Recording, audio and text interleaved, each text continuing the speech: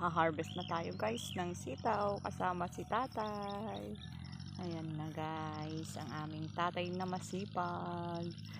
Dahil sa sipag niya, ayan, mayroon na kaming naha-harvest. May ulam na kami. Kumikita pa siya kasi pwede na naming ibenta. Ayan. Kaya salamat sa aming tatay na masipag. Ayan, ayan dami guys. Meron na akong isa na ko. Ayan, ito na siya. O, diba yan ang aming tatay guys.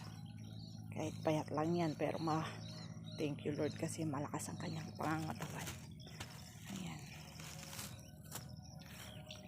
Ang aking kuya. Ayan guys. Ang aking kuya. Nangunguha din oh. Diba? Dami na niyang nakuha guys. Ako'y tagahawak lang. Charot. Ako'y nagnguha na din. Ayan, dami na akong na-harvest po. Oh. Diba? Thank you guys for always watching.